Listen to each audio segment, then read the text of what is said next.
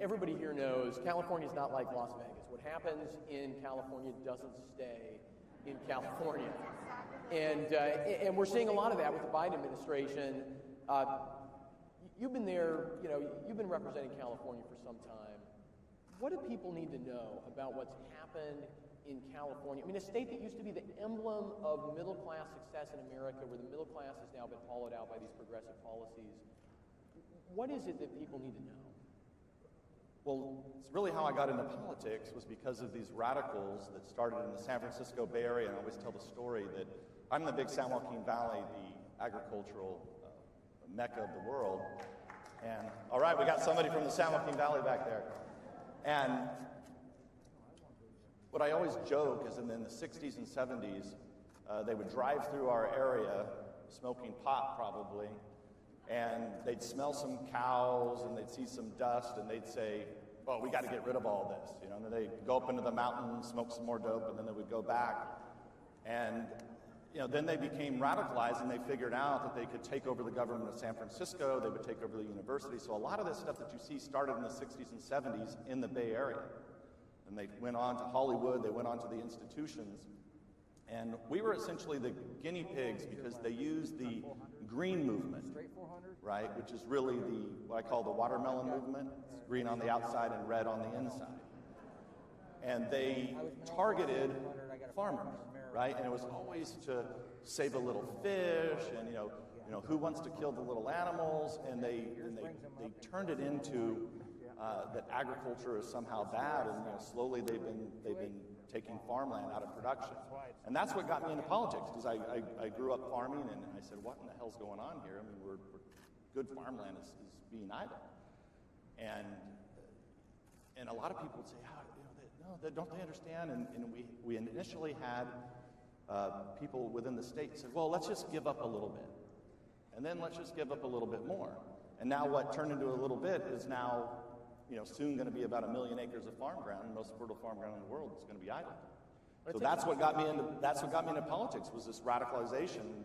And then, of course, I've been warning people that what you see in California is coming to the rest of the country. And they have a plan to do that, right? I mean, they passed a giant slush fund bill through the House last night, in part to bribe other states to follow California's lead. I mean, is that right?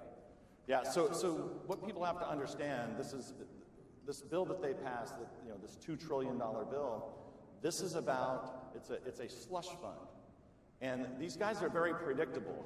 They ran this play call before. People may forget, but when Obama was first elected back in 2009, what did they say? We have to have a stimulus bill or the whole economy is going to collapse. And so they passed roughly an $800 billion bill. Well, that money was then used over the next 4 years to buy votes, to give to their buddies, and I guarantee you most of that money did not end up in red states or Republican districts. It went to things like, this is another California special, high-speed rail. Which now is working great, right? In California? Yeah, so I get a little bit offended because they call it the train to nowhere, but nowhere is actually where I live, so I don't really like that. But it's a little over 100 miles long. They went through and they carved through and took people's land away from them. And it's essentially, if any of you have seen it, it's worth actually seeing, because you'll be driving down the Central Valley, the freeway, and you'll look up and you'll think that you're looking at, you think you're back looking at some Roman or Greek ruins, because you've got these huge pillars that are standing up, going across the freeway, and it's things like not even half built, and we're tens of billions of dollars in, and we're going to do tens of billions of dollars more.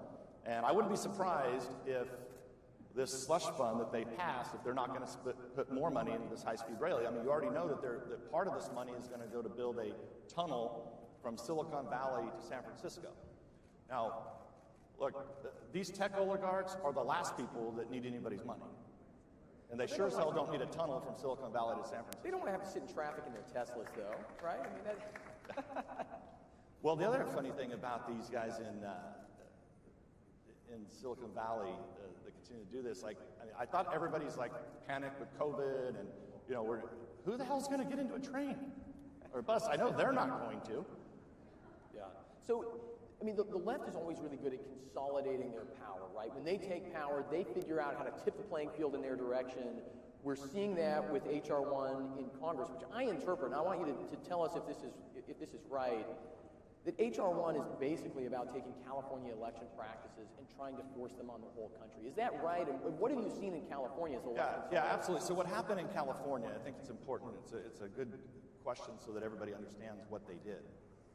So we had absentee voting. A lot of people liked it. You know, it was very convenient. You could sign up for it, signature, and then eventually, then they moved to permanent absentee voting, which that was very simple. You know, reduced paperwork. It was not a problem. Then they came along and said, well, when you go into the Department of Motor Vehicles, you're gonna register to vote.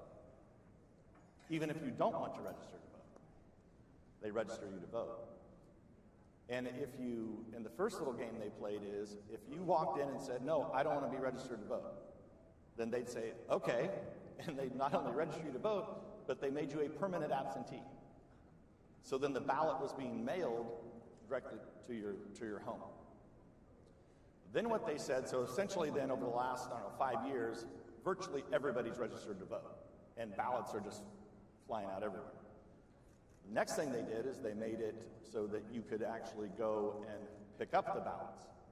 So, in matter of fact, any of you that are in here, even if you're a foreigner, you can actually go to California and you can go door to door and harvest ballots if you'd like. Okay? So imagine that replicated across the whole country. And that's kind of what you saw. That's why, if people forget, right when this pandemic hit, one of the first people to come out and say we were going to have to do absentee voting was Obama. And they said that back in May. I think it was April or May is when he first said that. It was the first time that I had seen that, and I was thinking, what? And then, of course, they went to all their friendly places they could get this done, and they essentially started the first step of saying that, well, everybody has to absentee vote, and we know what happened. Well, it's amazing because they talk about being progressive, but they're really rolling back progress, right? I mean, progress in elections used to mean allowing people to vote in private, where they couldn't be intimidated, and having a reliable process that was sort of transparent. I mean, how do we explain to the American people? You mentioned, voting by mail seems very simple. A lot of people, including a lot of Republican voters, especially older folks, they hear that and they say, well, it's easier, and we've got this pandemic going on. How do we help people? If they were actually doing it because they were trying to make it easier for people to vote, that would be one thing. And there are ways you could do it if you were truly trying to make absentee voting work and be safe and be secure, right? But they're not into it for that. So you might as well not even get into a dialogue about how to make that happen. So is there, this is a tough question, but what's the hope? I was going to say, is there hope for California? But there's always hope, right? I mean, this is a state that used to export John Ford movies and Ronald Reagan, and now it's exporting socialism to the rest of the country.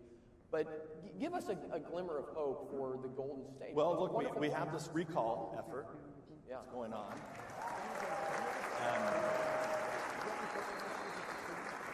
So it's going to be fascinating to see how this is going to work, because essentially there's two questions. So one is, do you want to recall Newsom, yes or no? Yes, okay. The second question is, then anybody who wants to run can be on the ballot and run.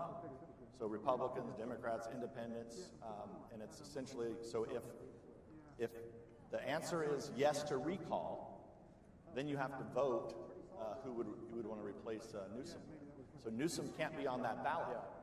So what we're going to have to do as conservatives, we're going to have to rally behind one candidate. There's a lot of good candidates that are talking about it right now. At the end of the day, when it comes time to push this, we're going to have to really rally behind one. Those candidates will have to work it out. They need to get out and campaign and rally behind one. What's the timeline for that? And the thing to watch for is when the left starts eating their own. So as soon as a prominent Democrat announces that they're going to run, that's when it will probably slide, and Newsom will have a good chance of actually being recalled. Because they take a big risk of not putting a prominent Democrat on that ballot. and only leave it to Republicans. So what's the timeline? How does this play out in California? Well, they're gonna delay it, but most of the experts believe that the recall election will be sometime in the fall, so October, November, December. So back to Congress. Where does this big slush fund bill go? I mean, it's heading for the Senate. Obviously, there's a one vote. Yeah, and it is a slush fund. You guys understand that. They're doing this, it's a Trojan horse. They're using COVID. We just passed a COVID bill 45 days ago, that Donald Trump signed into law. They haven't even spent all that money yet. And so this is going to be their slush fund for the next 4 years. To buy votes, give money to their friends. I mean, remember Solyndra? Remember that? Everybody forgets this stuff. Cash for clunkers, all those good things. That's, they'll probably won't make those mistakes, but they are going to do this tunnel supposedly. And that is headed over to the Senate. I mean, headed to the Senate, and look, my guess is that eventually, look, you're talking about $2 trillion. They're going to be able to get the 50 votes. They're going to buy the votes off. Ladies and gentlemen, will you join me in thanking California Representative Devin Nunes? Thank you, guys.